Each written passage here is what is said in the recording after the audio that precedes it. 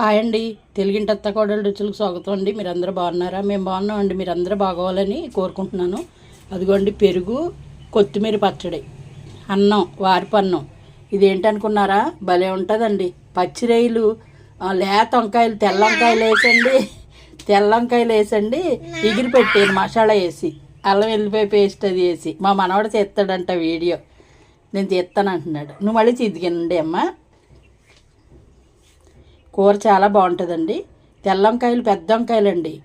ఒక 1/2 కేజీ రొయ్యలు, ఒక 1/2 కేజీ వంకాయలు. ఎంత టేస్టీగా ఉంటుందో. రొయ్యలు కూడా బాగా పెద్దగా ఉండవండి, ఒక మోస్తరుగా ఉంటాయి. ఇవ్వండి నాటు రొయ్యలు అంటారు కదా, అవి పచ్చి రొయ్యలు. కానీ కమ్మటి కూర అండి, ఎంత బాగుంటుందో. మా ఇంట్లో అందరూ ఇష్టంగా తింటారు ఇలా వండి తిని. పులుసు కాదని ఎగిరి పెట్టాను అనమాట. అల్లం వెల్లిపాయ పేస్టు, జీలకర్ర పొడి, ధనియాల పొడి, కొంచెం గరం మసాలా పొడి. అసలు సూపర్ కాంబినేషన్.